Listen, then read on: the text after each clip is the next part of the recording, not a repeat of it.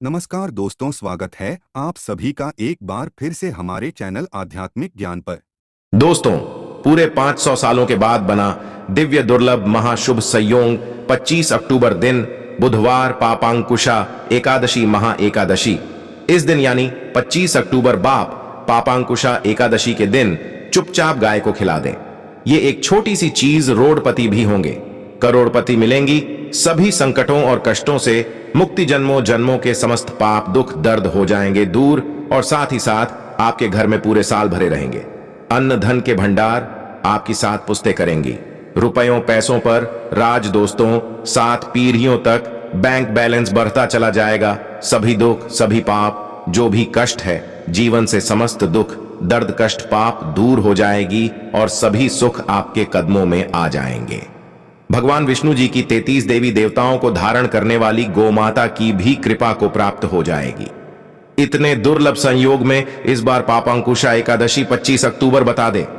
समस्त पापों से, जाने अनजाने में जो भी आपसे पाप हो गए, उन सभी से भी छुटकारा पाना चाहते हैं और गरीबी को अपने जीवन से तत्काल मिटाना चाहते हैं और सभी सुख सुविधाओं की आपको प्राप्ति हो, इस प्रकार कामना चाहते हैं, तो दोस्तों ये वीडियो को मिस मत कर देना। पूरी वीडियो देखना, बहुत ही लाभ देने वाली वीडियो है।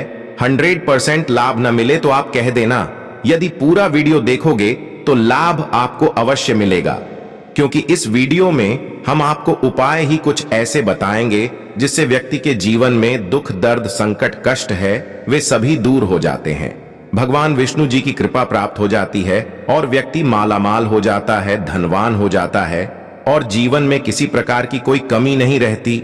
और सबसे बड़ी बात, इस उपाय को करने से 7 पीढ़ियों तक के लिए लाभ मिल जाता है। 7 पीढ़ियों तक बैंक बैलेंस बढ़ता चला जाता है, ये माने, और सभी दुख दर्द दूर होकर, पाप कष्ट दूर होकर सुख आपके में आ जाते हैं।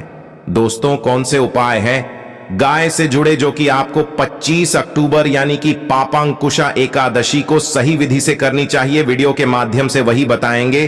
तो समय निकालकर पूरी वीडियो देखना। पूरा वीडियो लाभ आपको 100% मिलेगा। जी हां दोस्तों, वीडियो शुरू करें। सबसे पहले तो आपसे रिक्वेस्ट करते हैं, वीडियो को लाइक कर देना। सच्चे दिल से कमेंट्स बॉक्स में जय श्री विष्णु हो, जय गौ माता अवश्य लिख देना, जिससे आपकी समस्त मनोकामना पूर्ण हो जाए। और ज्यादा से ज्यादा वीडियो को शेयर जरूर करना, जिससे और लोग भी इस वीडियो के माध्यम से लाभ उठा सकें। दोस्तों, आपको बताना चाहेंगे कि आश्विन मास के शुक्ल पक्ष की एकादशी तिथि पर पापांकुशा एकादशी का व्रत रखा जाता है और इस बार पापांकुशा एकादशी 25 अक्टूबर दिन बुधवार को है। आपको बता दें, बहुत ही महत्वपूर्ण फलदायी व्रत होता है। पापांकुशा एकादशी बहुत ही फलदायी मानी गई है और बता दें कि इस दिन यदि कोई भी व्यक्ति इस व्रत को रखता है तो उस व्यक्ति के जो भी जीवन में जाने अनजाने में पाप हो जाते हैं, उन सभी का नाश हो जाता है। ये मान लीजिए खत्म हो जाते हैं और भगवान विष्णु जी की उनको कृपा प्राप्त हो जाती है। समझ लेना कि जिस किसी को भगवान विष्णु जी की कृपा प्राप्त हो जाए तो उसके जीवन में फिर मंगल ही मंगल होना होता है। यदि पापों को दूर करना चाहते हैं, दुख संकट कष्टों को दूर करना चाहते हैं, गरीबी को दूर करना चाहते हैं और लाभ प्राप्त करना चाहते हैं, धन संपत्ति की प्राप्ति चाहते हैं, तो संभव हो सके तो इस दिन आपको व्रत जरूर करना चाहिए, क्योंकि बहुत ही दुर्लभ संयोग में इस बार पापांकुशा एकादशी भगवान विष्णु जी की पद्मनाभ स्वरूप की पापांकुशा एकादशी के दिन पूजा की जाती है। बता दें, पापांकुशा एकादशी के व्रत को बहुत ही महत्वपूर्ण और फलदायी बताया गया है। इस दिन किया गया व्रत पूजा से साधक को सीधे सीधे फल प्राप्त हो जाता है, पूरे परिवार को उसका लाभ मिलता है, पुण्य फल की प्राप्ति होती है और जाने अनजाने में जो भी दुख कष्ट पाप सभी से छुटकारा मिल जाता है। आपको उससे तो मुक्ति ही मिल जाती है, ये मान ले। अब सभी पापों से छुटकारा मिल जाता है और इसके प्रभाव से साधक को सुख समृद्धि और ऐश्वर्य की भी प्राप्ति होती है और मृत्यु के बाद साधक स्वर्ग लोक चला जाता है। इतना फलदायी है। इस दिन आपको भगवान विष्णु जी की विधि विधान से पूजा अर्चना करनी चाहिए। साथ ही साथ माता लक्ष्मी की विधि विधान से पूजा अर्चना करें। इस दिन अधिक से अधिक भगवान का ध्यान करें, भगवान विष्णु जी के मंत्रों का जाप करें और इस दिन यथाशक्ति सामर्थ्य के अनुसार आपको अन्न धन वस्त्र का दान जरूर करना चाहिए। बहुत ही फलदायी माना गया है और अपनी यथाशक्ति के अनुसार ब्राह्मणों को भोजन कराएं। दान दक्षिणा देकर आशीर्वाद ले, आपको लाभ प्राप्त होगा।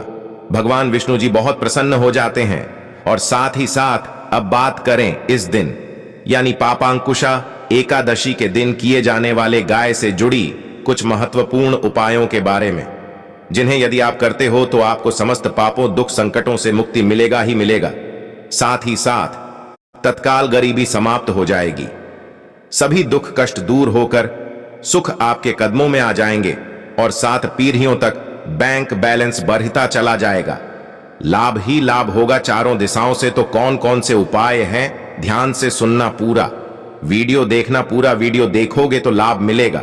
उपायों को ध्यान से समझना, जिस प्रकार बताए उसी प्रकार से उपाय करोगे तो लाभ उठा सकेंगे। चलिए शुरू करते हैं।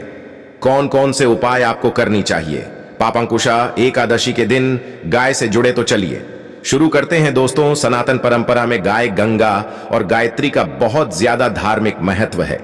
मान्यता है कि गाय माता के शरीर पर 33 कोटि देवी देवताओं का वास होता है। गौ माता की सेवा में पूजा करने वाले जातक पर इन सभी देवी देवताओं की कृपा बरसती है। गौ सेवा से न सिर्फ इस जन्म के बल्कि पूर्व जन्म के भी दोष दूर हो जाते हैं। प्रत्येक सुबह जब आपके घर में भोजन बनना प्रारंभ हो तो सबसे पहले बनाई गई रोटी को आप गोमाता के नाम से निकाल दें और भोजन करने से पूर्व गोमाता को इस रोटी को खिलाएं। यदि संभव हो तो काली गाय को खिलाएं। यदि काली गाय ना मिले तो सफेद गाय को भी आप खिला सकते हैं। प्रत्येक पूजा और मांगलिक कार्य में गोमाता या उनसे जुड़ी चीजें जैसे गाय का गोबर, गोमूत्र, गाय का दूध अथवा गाय के दूध से बना घी अवश्य शामिल करें। इससे आपको पुण्य की प्राप्ति होगी। सनातन परंपरा के अनुसार जिस घर में गाय होती है उस घर से जुड़े सभी वास्तु दोष स्वतः ही समाप्त हो जाते हैं। किसी भी पूजा में गाय से प्राप्त पंचगव्य युक्त पदार्थ का उपयोग अवश्य शामिल करें, क्योंकि पंचगव्य के बिना कोई भी पूजा पाठ और हवन सफल नहीं होता। तो वो कृपा पाने के लिए प्रतिदिन, सप्ताह अथवा महीने में परिवार एक बार गौशाला जाने का नियम जरूर बनाएं और वहां गायों को हरा चारा जरूर खिलाएं। इससे आपको शुभ फलों की प्राप्ति होगी। और साथ ही साथ गौ सेवा और गो पूजा से 9 ग्रह शांत हो जाते हैं और इनसे जुड़े दोषों का निदान हो जाता है। गर्मियों में गौ माता को पानी पिलाएं और सर्दी में गौ माता को गुड़ अवश्य खिलाएं। ध्यान रखें कि गर्मियों में गाय को गुड़ न खिलाएं। अनेक देवी देवताओं को अपने शरीर पर धारण करने वाली गोमाता से जुड़े कई शुभ और अशुभ संकेत भी होते हैं। मसलन गाय का दूध दुहते समय यदि गाय ठोकर मार दे और सारा दूध बिखर जाए तो अपशगुन होता है। यदि कोई यात्रा पर निकल रहा हो और गाय अपने बछड़े को दूध पिलाती सामने आ जाए तो निश्चित रूप से जिस यात्रा के लिए आप निकले हैं वे यात्रा आपके लिए अवश्य ही सफल होगी और वह काम जिसके लिए आप निकले हैं वे अवश्य ही पूर्ण होगा। यात्रा पर जाते समय बाईं ओर गाय की आवाज आना और रात्रि में गाय की हुंकार करना भी शुभ होता है दोस्तों। साथ ही साथ गाय के साथ आप भूलकर भी ये काम ना करें, अन्यथा मिलता है घोर नरक और जीवन भर की परेशानियां। दोस्तों, गाय को राष्ट्रीय पशु बनाए जाने और इन्हें मौलिक अधिकार दिए जाने की बात हो रही है तो सवाल उठता है कि गाय जब भारतीय संस्कृति का अहम हिस्सा है तब भी गाय के साथ लोग खराब व्यवहार कैसे कर लेते हैं। गाय दर दर भटकती रहती है, भरपेट इन्हें चारा तक लोग नहीं देते। गाय जब तक दूध देती रहती है तो उनकी सेवा होती है और जैसे ही दूध देना बंद कर देती है तो लोग इन्हें उनकी किस्मत पर छोड़ देते हैं। सड़कों पर और गलियों में भटकने के लिए ऐसे में गोवंशी जीवों को कोई डंडे से मारता है तो कोई उन पर पानी डाल देता है। कभी वाहनों से ये ठोकर लग जाती है तो कभी बीमार होकर बेचारी एक गाय दम तोड़ देती है। ऐसे में जरूरत है इन बातों को जानने की कि गाय को लेकर शास्त्रों में क्या कहा गया है, गाय के साथ आपको कैसा व्यवहार करना चाहिए। या दोस्तों, गाय को कभी भी मारना पीटना नहीं चाहिए। शास्त्रों में गाय को माता का दर्जा दिया गया है। गाय को मारने पीटने वाला माता को मारने पीटने वाले के समान पाप का भागी माना जाता है। ऐसे घरों को नरक लोक में वर्षों तक कष्ट भोगना पड़ता है, अगले जन्म पशु योनि में मिलता है।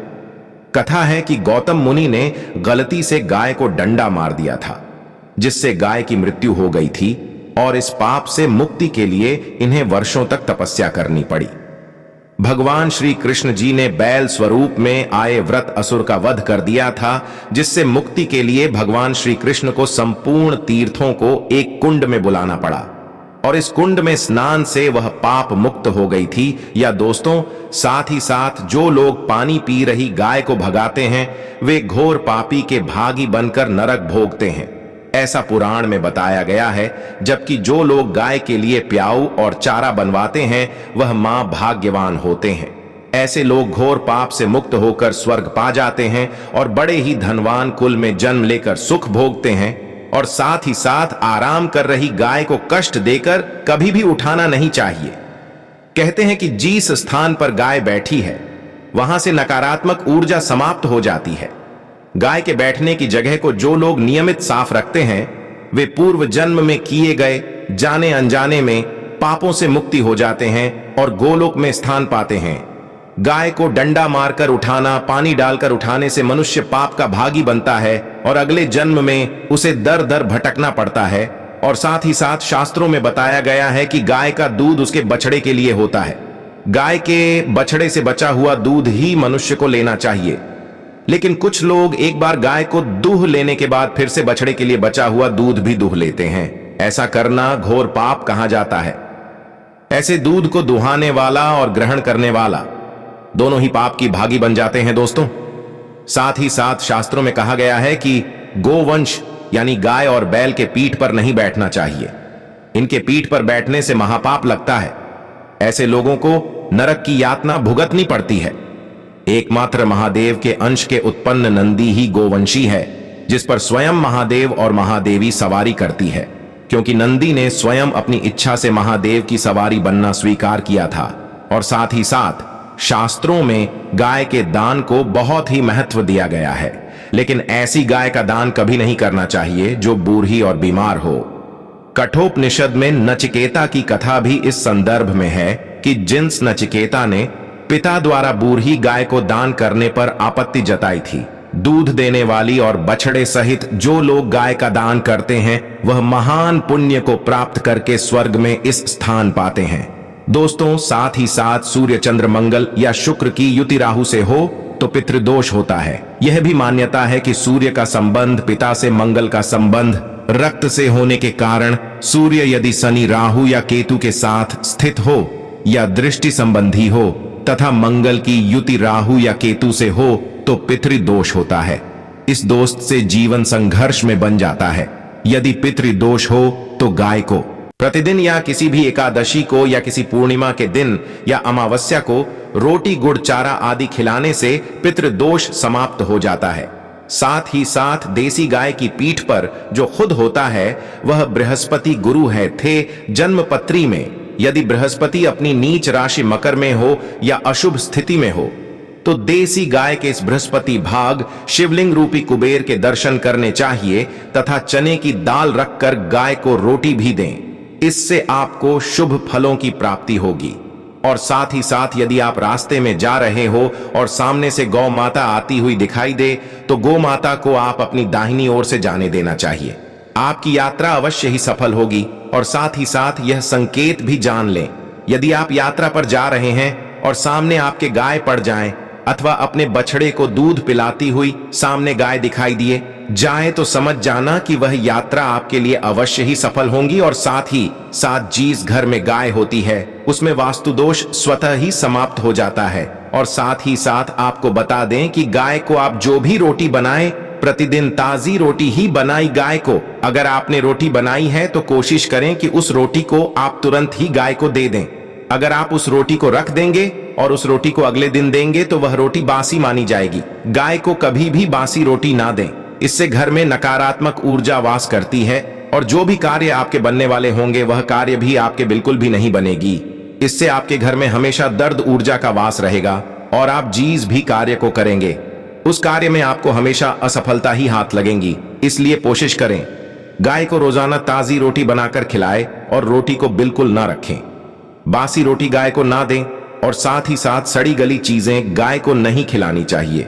कि घर में कोई फल है, कोई सब्जी है, सो जाए तो लोग क्या करते हैं, गाय को खिला देते हैं। नहीं, ऐसा नहीं करना चाहिए। ऐसा करने से यदि आप गाय को खिलाते हैं तो और आप पाप की भागी बन जाते हैं। आप बिल्कुल भी सड़ी गली चीजें गाय को ना खिलाए और साथ ही साथ आप आटे की लोहियां बनाकर उनके ऊपर हल्दी लगाए। इसके बाद आप उन 11 को एक एक करके गाय को खिलाए। प्रत्येक लोई को खिलाते समय गाय के सींगों पर आप हाथ से नहीं, पीठ पर, हाथ पे नहीं, मस्तक पर हाथ पैरें। माता, गाय की आप चरण के स्पष्ट करें।